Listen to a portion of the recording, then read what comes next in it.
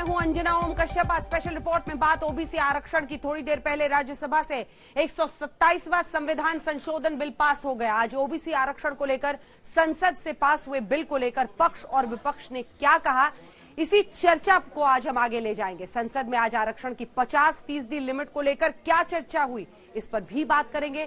थोड़ी देर में हमारे साथ ओबीसी आरक्षण पर बात करने के लिए मध्य प्रदेश के मुख्यमंत्री शिवराज सिंह चौहान होंगे, लेकिन उससे पहले ये रिपोर्ट देखिए।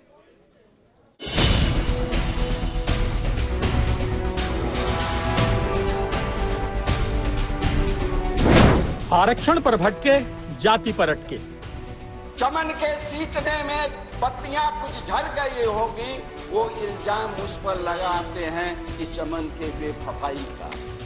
और जिसने चमन के कलियों को अपने हाथों से रौंद डाला, वो दावा करते हैं इस चमन के। धन्यवाद रामनाथ ठाकुर जी। जाति का चक्कर, बीजेपी का वोट संकट।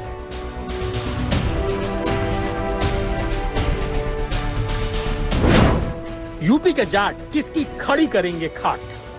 एक तो हम जातिवादी राजनीति नहीं करते, वो जाति के साथ किसान आंदोलन को नहीं जोड़ा जाना चाहिए। क्या मोदी योगी का चेहरा करेगा काम?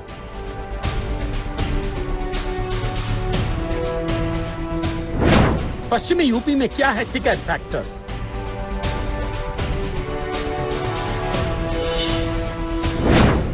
टिकट से कैसे निपटेगी योगी सरकार? योगी आदित्यनाथ को प्रधानमंत्री बनाते, क्या प्रधानमंत्री कुर्सी छोड़ देंगे? उनका नाम चल रहा तो उसको उस भाषा में समझ लें कि लखनऊ दिल्ली कैसे बनती है। ममता राज में बीजेपी का खेला क्या है? पॉलिटिक्स नहीं करता है, ये लोग आम जनता को डिवाइड करने चाहता है धर्म की वजह से। कहीं पर निगाहें, कहीं पर निशाना। अब राज्यों को ओबीसी लिस्ट बनाने, तैयार करने का संवैधानिक अधिकार मिल जाएगा, यानी खुद वो तय कर सकेंगे कि ओबीसी लिस्ट में कौन कौन जातियां आएंगी, कौन सी नई जातियों को ओबीसी लिस्ट में शामिल करने की जरूरत है। 127वां संविधान संशोधन बिल संसद से पास हो गया, लेकिन दिन भर राज्यसभा में क्या हुआ आपको जरा दिखाते हैं। मंगलवार को 127वां संविधान संशोधन बिल लोकसभा से पास हुआ और आज राज्यसभा में भी पास हो गया। एक वाक्य में इसे समझें तो अब ओबीसी लिस्ट तैयार करने का अधिकार राज्यों को मिल गया। संसद से पास बिल अब कानून बन जाएंगे, लेकिन इस कानून से क्या बदलेगा, सबसे पहले इसे समझिए। बड़ी बात नंबर 1, राज्यों को ओबीसी लिस्ट बनाने का अधिकार। बड़ी बात नंबर 2, 671 जातियों को ओबीसी का दर्जा मिला। बड़ी बात नंबर 3, ओबीसी की लिस्ट पर कंफ्यूजन खत्म होगा। बड़ी बात नंबर 4, ओबीसी में जातियों की एंट्री का रास्ता खुला। ओबीसी समुदाय की जो सामाजिक आर्थिक स्थिति में तो हमारे देश में फेडरल स्ट्रक्चर बिल राज्यों को ओबीसी लिस्ट तैयार करने का अधिकार देने का था, लेकिन सबसे ज्यादा चर्चा जाति आधारित जनगणना पर हुई। पार्टियां कोई भी हों, सभी ने एक सुर में जातिवार जनगणना की मांग उठाई। क्या पक्ष क्या विपक्ष। अब सवाल यही है कि चाहते सब हैं तो जाति आधारित जनगणना होती क्यों नहीं? सोशियो इकोनॉमिक कास्ट सर्वे सेंसस बनी थी, लेकिन 4 से 14 के अंदर नहीं बनी। 11 में एक आई, उन्होंने उसको इम्प्लीमेंट, जयराम जी ग्रामीण विकास के मंत्री भी रहे, उसको हमने लागू किया। इसलिए देश में कास्ट सेंसस ये ऐसे इवोल्यूशनरी प्रोसेस है। कास्ट सेंसस नहीं होने से नहीं होगा ऐसा नहीं है। अनेक राज्यों ने उसको आधार माना है। निश्चित तौर पर हम पिछड़े वर्ग के लोग, हमारी जाति के लोग, वर्ग के लोग, समाज के लोग सिर्फ चुनाव के समय में फोकस जरूर होते रहे हैं। आज यदि ये जनगणना को मोहर लग जाती है संसद में कि राज्य अपने हिसाब से करा सकेंगे, तो आने वाले समय में निसंदेह हम सिर्फ चुनावों के दौर में ही नहीं, बल्कि जिस तरह मोदी सरकार में 27 ओबीसी के मंत्री शामिल हुए हैं, इस तरह ओबीसी अपने हक और अधिकार के लिए लड़ेगा। क्या पूरा सियासी खेल सिर्फ खुद को पिछड़ों का हितैषी दिखाने का है? राज्यसभा हो या लोकसभा, एनडीए से भी यही आवाज आई कि जातिवार जनगणना होनी चाहिए। मैं फिर दोहराऊंगी कि ये समय की आवश्यकता है, देश को इसकी जरूरत है। हमारी संख्या कितनी है, ये देश की पिछड़ी जातियों को जानने का अधिकार है। जब हमारी संख्या स्पष्ट होगी तभी हम इन जातियों के साथ न्याय भी कर पाएंगे। जनगणना को शुरू किया जाए और जो अत्यंत पिछड़े वर्ग में है, जो समाज के अति में हैं, उनकी समस्याओं का निदान के लिए एकमात्र है जनगणना करना। इन्हीं चंद शब्दों के साथ मैं सिंघवी साहब को बताना चाहता हूं कि चमन के सींचने में पत्तियां कुछ झड़ गई होगी, चमन के सींचने में पत्तियां कुछ झड़ गई होगी, वो इल्जाम उस पर लगाते हैं इस चमन के बेवफाई का। और जिसने चमन के कलियों को अपने हाथों से रौंद डाला, वो दावा करते हैं इस चमन के। धन्यवाद रामनाथ ठाकुर जी। बीजेपी सांसद हो, एनडीए के सहयोगी सभी जातिवार जनगणना की आवाज को बुलंद कर रहे हैं, लेकिन केंद्र सरकार ने जाति आधारित जनगणना करने से साफ इनकार कर दिया है। आज विपक्ष ने एक सुर में इसी मुद्दे पर केंद्र सरकार को घेरा। तुम्हारा क्या या तुम्हें क्या, तुम्हें तो आसान है बहुत रास्ते बदलना, तुम्हें तो आसान है बहुत रास्ते बदलना। हमें हर एक मौसम काफिले के साथ चलना है। तो आप ओबीसी काफिले को सिर्फ लिप सर्विस दे रहे हैं, हमेशा उसके साथ नहीं चल रहे हैं। Again the states, 2014 the states would spend 46%. Now the states are spending 65% on programs they undertake. So why no caste-based census? कि 2011 में हमारे राष्ट्रीय अध्यक्ष लालू जी, मुलायम सिंह जी, शरद यादव जी और कई साथी कर्नाटका के, तमिलनाडु के जातीय जनगणना की बात हुई, इनकॉर्पोरेट किया गया। सर, इसी सदन में मैंने कई दफा सवाल पूछे कि उन आंकड़ों का क्या हुआ, तो कहा गया कि आंकड़ा करप्ट हो गया। सर, करप्शन ढूंढना पड़ेगा आंकड़े में है या मानस में है, क्योंकि मानस का करप्शन आंकड़ों के करप्शन में तब्दील हो जाता है। अब कहीं बात नहीं बनेगी। सूची में है 2022 में उत्तर प्रदेश में चुनाव, पिछड़ों पर सियासी पार्टियों की सीधी नजर है। इसका असर भी संसद में दिखा। समाजवादी पार्टी और बीएसपी ने मोदी की नीयत पर सवाल उठाए। इस देश में कास्ट सेंसस न हो, जातीय जनगणना हो, कितनी संख्या है, एजुकेशन का परसेंटेज क्या है हर कम्युनिटी का, कितने नौकरियों में हैं, क्लास 1 में कितने हैं, सेंट्रल गवर्नमेंट में कितने हैं, स्टेट गवर्नमेंट में कितने हैं, कितनी जमीन है, पक्का घर है, कच्चा घर है, बिना घर वाले हैं। ये जब तक नहीं होगा तय, तब तक ये डिसाइड नहीं राज्य सही तरीके से कर पाएंगे कि कौन ऐसी जातियां और हैं जिनको इस वर्ग में लाया जाए। दलितों के बाबा साहब की फोटो लगाने से अगर दलितों का उत्थान होता, ओबीसी का उत्थान होता, एसटी का उत्थान होता, तो श्रीमान जी बहुजन समाज पार्टी पार्लियामेंट से लेकर कन्याकुमारी तक बाबा साहब के फोटो लगा देती साथ। लेकिन ऐसा नहीं होता है। जब तक हम बाबा साहब के मंशा के अनुरूप, बाबा साहब के संविधान के अनुरूप काम नहीं करेंगे, तब तक इन वर्गों का उत्थान नहीं होने वाला है। हमारी रगों में, नसों में जातिगत सोच है। सियासी दलों की नजरें ओबीसी वोट बैंक पर है। ओबीसी बड़ा फैक्टर है। सोचिए, मानसून सत्र में संसद ठप थी, लेकिन ओबीसी आरक्षण के मुद्दे पर पक्ष और विपक्ष एक दिखा। कल तक के सदन में डेडलॉक था, आज लॉक खुल गया है। बिल ऐतिहासिक है, बिल क्रांतिकारी है, लेकिन अगर एक क्रांतिकारी है तो एक क्रांति का श्रेय महाराष्ट्र में चल रहा मराठा क्रांति आंदोलन को देना पड़ेगा। इसकी वजह से आपको ये बिल लाना पड़ा। अगर सरकारों का ट्रैक रिकॉर्ड देखें तो जाति जनगणना के मुद्दे पर कांग्रेस हो या बीजेपी, दोनों इस मुद्दे से भागते दिखे। 2011 में जाति की जनगणना हुई, लेकिन कांग्रेस ने आंकड़े जारी नहीं किए। 2018 में बीजेपी ने जाति आधारित जनगणना कराने की घोषणा की, लेकिन 2021 में यू टर्न ले लिया। आखिर पिछड़ों का हितैषी बताने वाली पार्टियां इस मुद्दे से भाग क्यों रही हैं? सबसे बड़ा सवाल यही है। आज तक ब्यूरो। और इसी पर बातचीत करने के लिए इस वक्त हमारे साथ मध्य प्रदेश के मुख्यमंत्री शिवराज सिंह चौहान सीधा आज तक पर लाइव जुड़ रहे हैं। शिवराज जी, स्वागत है आपका आज तक पर। देखिए, ये ओबीसी वोट बैंक की ताकत है या फिर सामाजिक न्याय के मुद्दे पर आखिरकार जो शोर शराबा लंबे वक्त से संसद में चल रहा था, इस बिल पर, इस संशोधन पर, 127वें संविधान संशोधन पर आखिरकार तमाम पार्टियां एक हुई और आज ये बिल पास हुआ है। शिवराज जी, मैं प्रधानमंत्री श्रीमान नरेंद्र मोदी जी को बहुत धन्यवाद देता हूं। ओबीसी के हक में एक बहुत महत्वपूर्ण विधेयक पारित हुआ है, उनका कल्याण सुनिश्चित किया जा सकेगा। अगर पिछड़ों को न्याय देने की बात आप कहें तो कांग्रेस ने तो कभी न्याय दिया नहीं। अगर पिछड़ों को न्याय मिला है तो उन सरकारों से मिला जिसमें जनसंघ या बीजेपी एक घटक के रूप में शामिल थी। कांग्रेस तो केवल पिछड़े और पीछे हो जाएं, इसी की कोशिश करती रही। आप जानते हैं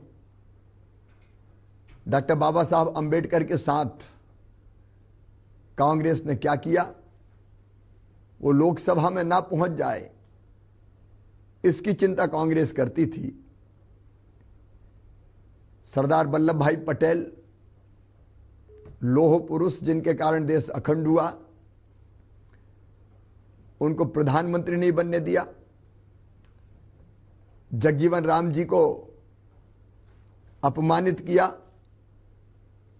लेकिन भारतीय जनता पार्टी के सोच में, विचार में और चिंतन में जो सबसे पीछे है, जो सबसे नीचे है, वो हमारे लिए सबसे पहले है। दरिद्र ही हमारा नारायण है, उसकी सेवा हमारे लिए भगवान की पूजा है। और इस आशय से एक नहीं अनेकों फैसले मोदी जी के नेतृत्व में केंद्र सरकार ने किए। चाहे पिछड़ा आयोग को संवैधानिक आयोग के दर्जा देने का प्रश्न हो, या पिछले दिनों जो 27% आरक्षण दिया गया शैक्षणिक संस्थाओं में, भी एक नहीं अनेकों कदम उठाए। और कांग्रेस तो केवल पिछड़ों का शोषण करने में लगी रही। लेकिन शिवराज जी, जो विपक्ष लगातार समर्थन भी कर रहा है, लेकिन जो सबसे बड़ा प्रश्न उठाया जा रहा है वो कह रहे हैं कि अब प्यार किया तो डरना क्या। ये असदुद्दीन ओवैसी के शब्द हैं।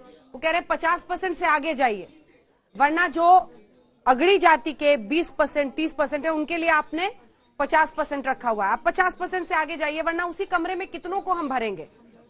क्या आप भी ये मानते हैं ऐसा होना चाहिए? क्या कहेंगे इस पर? आप भी ये मानते हैं ऐसा? ओवैसी जी के कहने पे मैं कोई टिप्पणी नहीं करूंगा। ये भारतीय जनता पार्टी है जो सामाजिक समरसता में भी विश्वास रखती है। पिछड़ों को न्याय, दलितों को न्याय, एसटी को न्याय और सामान्य वर्ग के भी जो निर्धन भाई बहन है उनको भी न्याय मिले, क्योंकि वो भी अगर गरीब है तो न्याय उनको भी मिलना चाहिए। हम इसी को सामाजिक न्याय मानते हैं और इसलिए चाहे पिछड़े हों, दलित हों, एसटी हों या गरीब हों, उनको साथ लेके आगे बढ़ते हैं। एक और दबाव बन रहा है सर सरकार पर, विपक्षी तो विपक्षी, नीतीश कुमार जैसे जो जेडीयू के मुख्यमंत्री हैं, गठबंधन में है सरकार के साथ, कि जाति जनगणना हो तभी उसी आधार पर आरक्षण हो। आपकी क्या राय है इस पर? सरकार पर किसी दबाव का सवाल नहीं है। जो गरीबों के, पिछड़ों के हित में होता है और मैंने कमजोर तबकों के हित में होता है, उसको देखते हुए भारतीय जनता पार्टी की सरकारें फैसला करती है। आखिर सबसे पहले अंत्योदय को जमीन पर उतारा था तो स्वर्गीय भैरव सिंह शेखावत जी जब राजस्थान के मुख्यमंत्री थे तब अंत्योदय योजना बनी और भारतीय जनता पार्टी की तत्कालीन प्रदेश सरकारों ने भी, मुझे अच्छी तरह याद है, पटवा जी मुख्यमंत्री हुआ करते थे मध्य प्रदेश में, स्वर्गीय पटवा जी, अनेकों कामों को अंजाम दिया है जो गरीबों के, पिछड़ों के हित के लिए जरूरी होगा। हमारे लिए राजनीतिक मुद्दा नहीं है, हमारे लिए वोट का सवाल नहीं है और ना वोटों को देख के हम कोई कदम उठाते।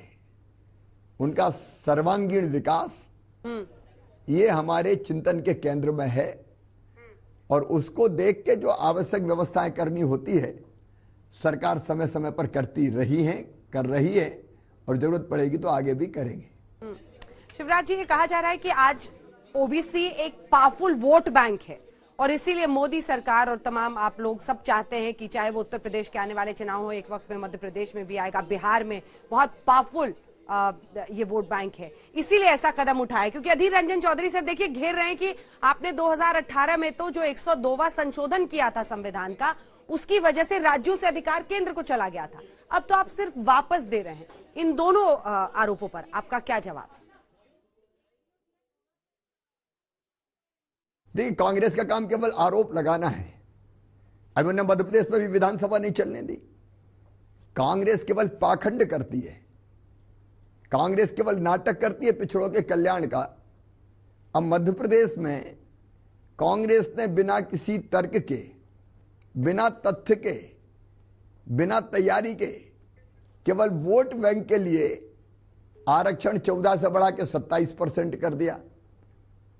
और उनको पता था कि कोर्ट में ये टिकेगा नहीं। 10 तारीख को, मैं 2019 की बात कर रहा हूं, 8 मार्च को फैसला किया, 10 को कोर्ट में याचिका लग गई, 18 को स्टे हो गया। और कांग्रेस की पिछड़ों के लिए हमदर्दी देखिए, 10 से लेकर 18 के बीच ये आरक्षण बचा रहे, इसके लिए कोई प्रयत्न नहीं किया। यहां तक कि स्टे के समय उनके एडवोकेट जनरल तक खड़े नहीं हुए ये तथ्य और तर्क देने के लिए कि आरक्षण जारी रखा जाए। और आरक्षण पर स्टे होके वो 27 से फिर 14% हो गया। अब भारतीय जनता पार्टी की प्रदेश की सरकार सारे तथ्य और तर्क माननीय न्यायालय के सामने रख रही है। तो वोट बैंक की राजनीति वो करते हैं, Bharatiya Janata party vote bank की राजनीति नहीं करती। हम तो गरीबों के हक में, पिछड़ों के हक में जो जरूरी फैसले होते हैं वो एक नहीं अनेकों बार किए, और जब जैसी जरूरत होगी आगे भी लगातार करते रहेंगे। सबको न्याय, ये मूल मंत्र है भारतीय जनता पार्टी का। लेकिन सबसे पीछे जो है, अब उनकी चिंता करना निश्चित तौर पर ज्यादा जरूरी है, लेकिन सबको साथ लेके आगे बढ़ रहे हैं। लेकिन यूपी में काम तो आएगा ही सर। देखिए, राजनीतिक दृष्टि इसके पीछे हमारी नहीं है। राजनीतिक लाभ के लिए, चुनाव के लिए एक नहीं इतने काम किए हैं भारतीय जनता पार्टी की उत्तर प्रदेश की सरकार ने भी, योगी जी के नेतृत्व में, और प्रधानमंत्री जो कर रहे हैं, एक वैभवशाली, गौरवशाली, संपन्न, समृद्ध और शक्तिशाली भारत के निर्माण के काम। इसलिए पूरे देश की जनता उनके पीछे खड़ी है। उसके परिणाम भी चुनाव के रूप में परिलक्षित होते हैं और दिखाई देते हैं।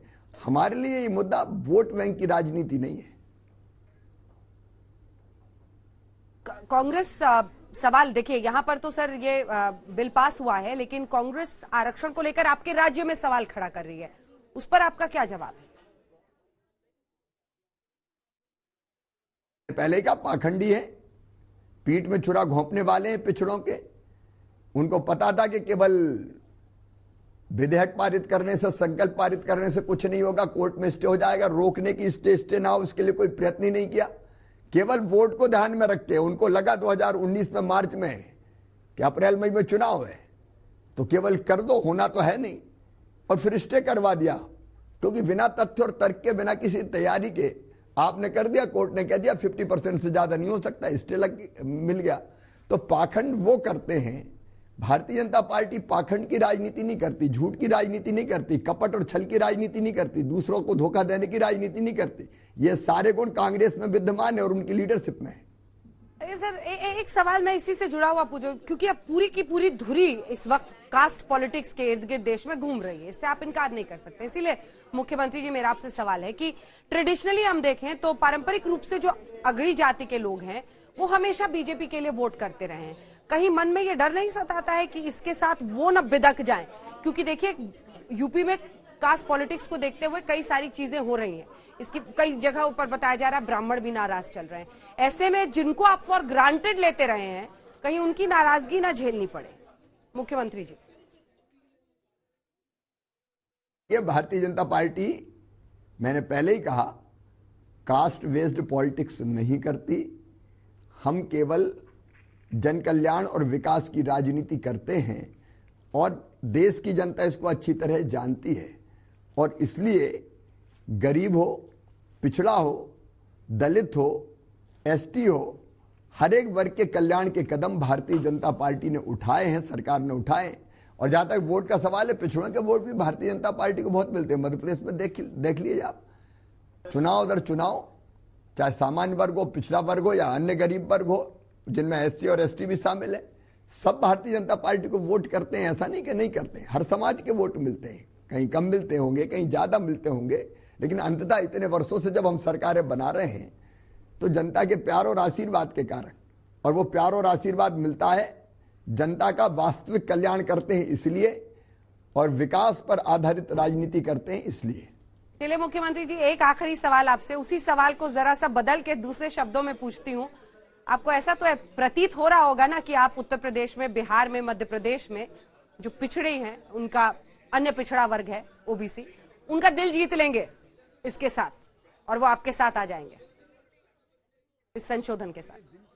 दिल जीतते हम अपने कामों से, उनके वास्तविक कल्याण से, और सचमुच में प्रधानमंत्री जी तो हर एक के दिल में है, चाहे वो कोई भी हो, और दिल में वो अपने कामों के कारण है, देश प्रेम के कारण है, देश के लिए जो काम कर रहे हैं, जनता के लिए जो काम कर रहे हैं उसके कारण है।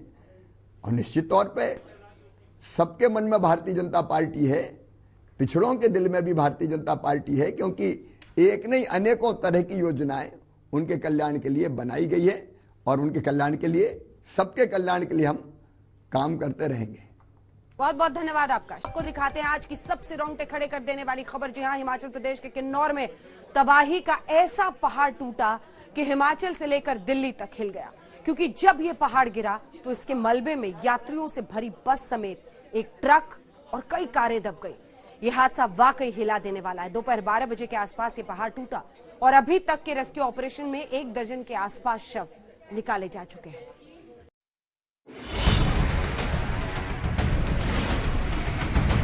बस को बच गया, वो पत्थर आ देखो।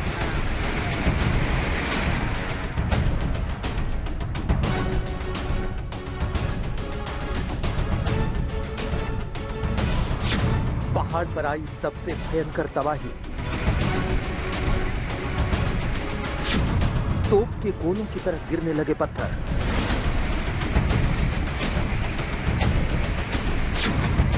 देखते ही देखते भरभरा कर गिर पड़ा पहाड़।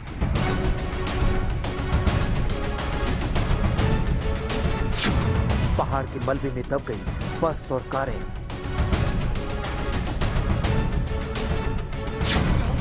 हिमाचल प्रदेश के किन्नौर में मच गई चीख पुकार।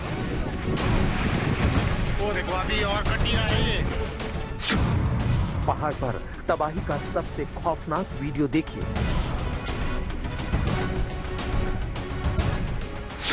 एनडीआरएफ और आईटीबीपी ने शुरू किया रेस्क्यू ऑपरेशन।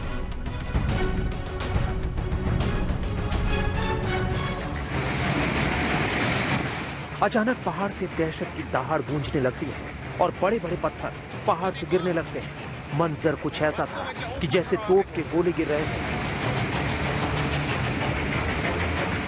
आसपास जमा टूरिस्ट और स्थानीय लोगों में शोर मचने लगता है, क्योंकि इस खौफनाक मंजर को देखकर सब समझ गए थे ये तो पहाड़ पर तबाही आई है। वो देखो अभी और कटी रहा है ये, है ना? पहाड़ गिर रहा है। जी हाँ, लैंडस्लाइड यानी भूस्खलन हो रहा है। लोग चीखने लगते हैं, सबकी जेबों से मोबाइल फोन बाहर निकल आते हैं। लेकिन टूटते पहाड़ और गिरते पत्थरों का अगला कहर और भी भयानक था। जी हां, तोप के गोलों की तरह बरसते पत्थर रास्ते से गुजरती बस और कारों पर जाकर गिरते हैं, और यही हो जाता है सबसे भयंकर हादसा। ऐसा हादसा जो रूह कपा देता है, ऐसा हादसा जो हिमाचल प्रदेश की सरकार को हिला देता है।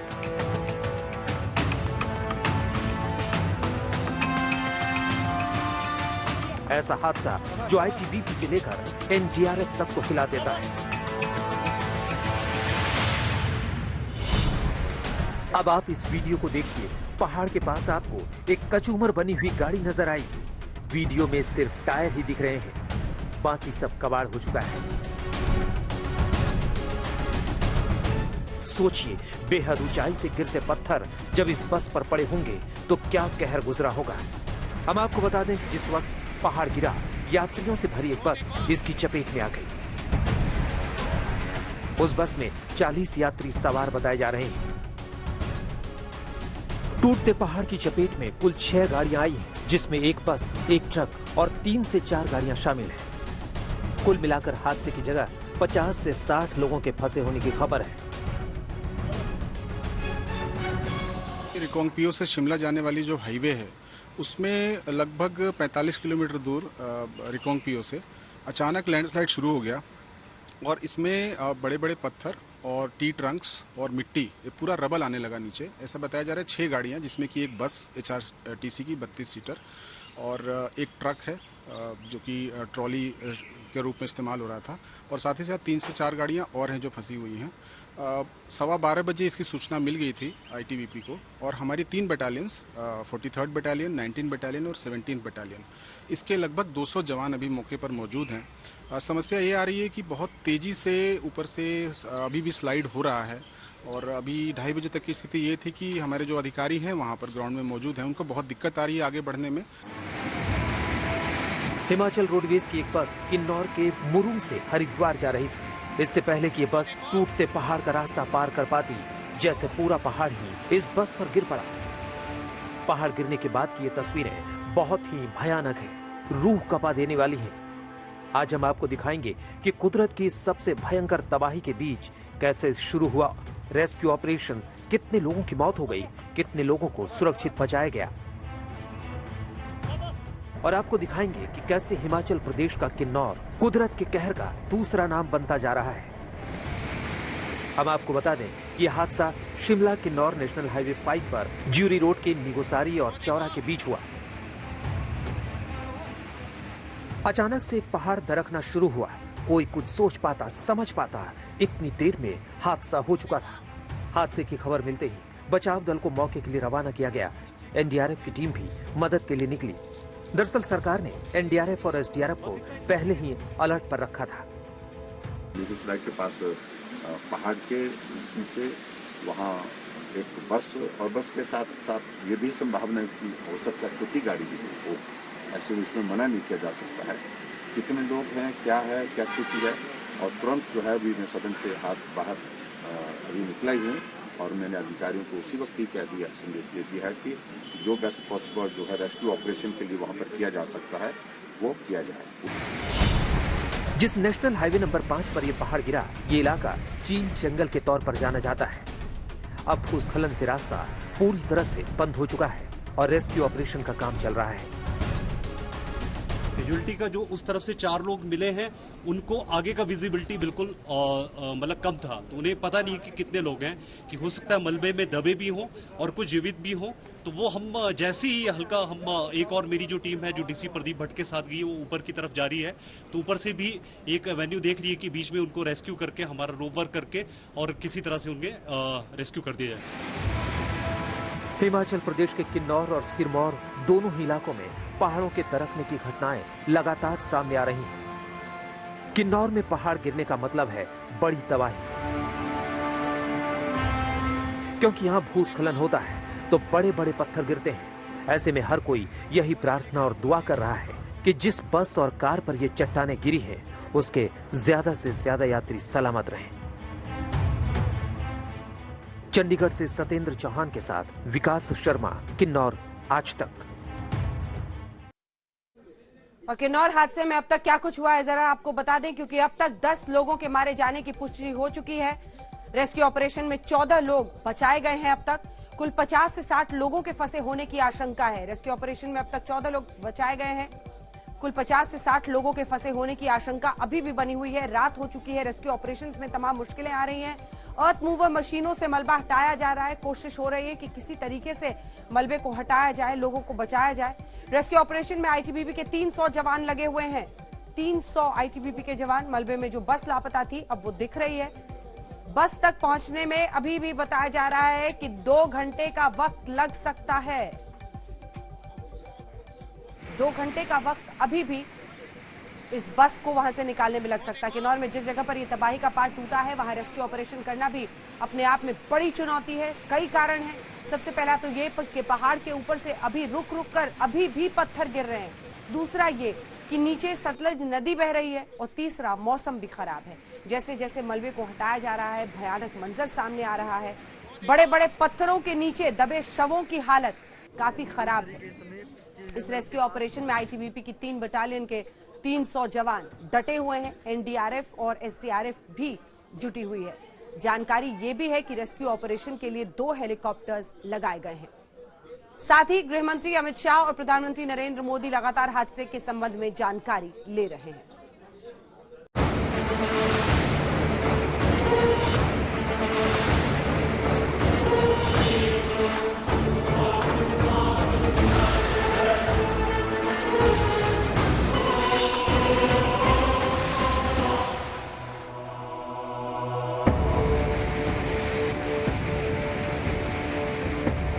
किन्नौर में हुए भूस्खलन की ये तस्वीरें रूह कपाने वाली हैं। किन्नौर में मची इस तबाही की ये तस्वीरें पहाड़ों पर घूमने वालों को आगाह करने वाली हैं। किन्नौर में टूटते पहाड़ की ये तस्वीरें कुदरत के भयंकर कोहराम की गवाही दे रही हैं।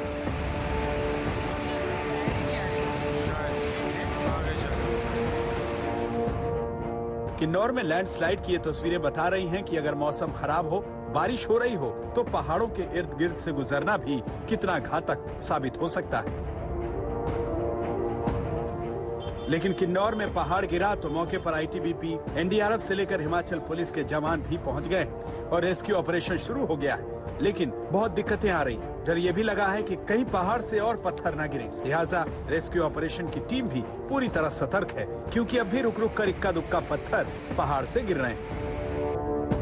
उधर हिमाचल प्रदेश के मुख्यमंत्री जयराम ठाकुर ने सेना से मदद भी मांगी और चॉपर से रेस्क्यू ऑपरेशन की तैयारियां भी शुरू हो गई। नेशनल हाईवे 5 पर जिस तरह तबाही का ये पहाड़ टूटा, वहां से सतलुज नदी भी होकर गुजरती है। ऐसी भी आशंका जताई जा रही है कि कुछ गाड़ियां सतलुज नदी में जा गिरी।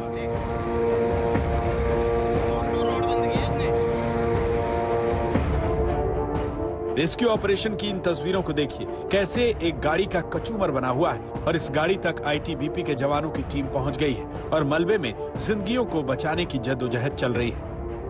किन्नौर में हुए इस भूस्खलन में कई लोगों की मौत की पुष्टि हो चुकी है, जबकि 1 दर्जन के करीब लोगों का रेस्क्यू किया गया है। सवाल ये है कि आखिर ये पहाड़ क्यों और कैसे गिरा, पहाड़ गिरने की वजह क्या हो सकती है। तो आईटीबीपी जो अंदाजा लगा रही है वो आपको बताते हैं। ये भी हो सकता है कि जो बारिश हुई है पिछले दिनों, उसके बाद कई बार ऐसा होता है कि पहाड़ों के अंदर से में जो अलग अलग तरह के, जो मैं कहता हूँ कि लेवल पर जो गैसेस भी रिलीज होती हैं जब बारिश के बाद धूप निकलती है, तो कई बार लैंडस्लाइड्स होते हैं और देर में भी लाइकलीहुड ही किसी टॉप लेवल पे पहाड़ के ऊपर से कोई पत्थर चला हो, जिसके बाद से बाकी का जो पहाड़ था वो टूटने लगा हो और पत्थर नीचे गिरने लगे हो।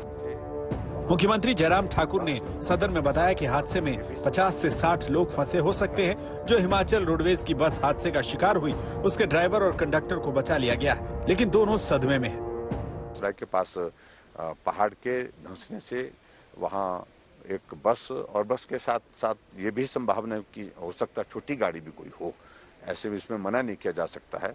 कितने लोग हैं, क्या है, क्या स्थिति है, और तुरंत जो है अभी मैं सदन से बाहर अभी निकला ही हूँ और मैंने अधिकारियों को उसी वक्त ही कह दिया है, संदेश दे दिया है कि जो बेस्ट पॉसिबल जो है रेस्क्यू ऑपरेशन के लिए वहाँ पर किया जा सकता है वो किया जाए। पुलिस के अधिकारियों को, स्थानीय प्रशासन को ये आदेश दे दिए गए हैं ताकि वो तुरंत जो है वो कार्रवाई। एनडीआरएफ की टीम को भी अलर्ट पे रख दिया गया है और जैसे ही हमको थोड़ी और जानकारी, डिटेल इन्फॉर्मेशन मिलती है तो तुरंत जो है आगामी इस प्रकार से रेस्क्यू ऑपरेशन को अंजाम दिया जाएगा। किन्नौर के इस हादसे से हाहाकार सा मचा हुआ है। इतने लोगों के फंसे होने की आशंका ही डरा रही है। इसलिए पीएम मोदी ने हादसे के तुरंत बाद संवेदना जताई। पीएम ने हिमाचल प्रदेश के मुख्यमंत्री जयराम ठाकुर से बात की और किन्नौर हादसे पर हर संभव मदद का भरोसा दिया।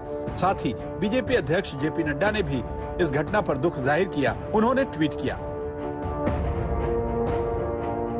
हिमाचल प्रदेश के किन्नौर में भूस्खलन बेहद परेशान करने वाला है, क्योंकि कई लोगों के फंसे होने की खबर है। बचाव के लिए आईटीबीपी की टीमों को लगाया गया है। मैं पार्टी कार्यकर्ताओं से अनुरोध करता हूं कि प्रभावित क्षेत्रों में हर संभव मदद करें। प्रार्थना है कि सब कुशल रहें। किन्नौर के विधायक ने भी इस भयानक हादसे पर अफसोस जाहिर किया है। हाँ, मेरे चुनाव क्षेत्र जिला किन्नौर में बहुत ही दर्दनाक घटना घटित हुई है। करीब 12 बजे के आसपास जो निगुलसारी हमारा गांव है, जो नेशनल हाईवे पर है, नेशनल हाईवे 05 पर है, उससे कोई 2.5 किलोमीटर पीछे जो है वहाँ पर चट्टानों के सरकने से एक बस उसके चपेटे में आ गई और बस अभी भी दबी हुई है और कुछ छोटी गाड़ियों के दबने का अंदेशा है।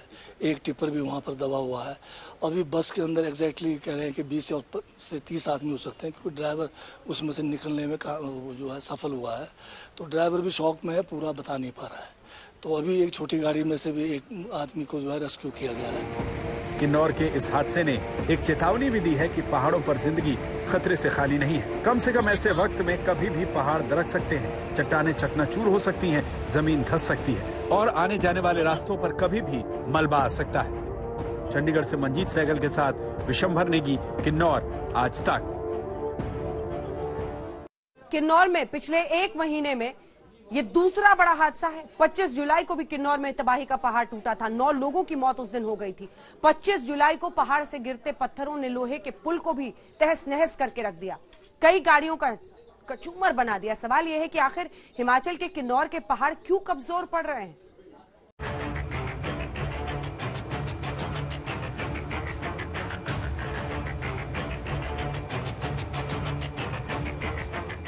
लगता है हिमाचल प्रदेश के किन्नौर में कुदरत ज्यादा ही रूठी हुई है।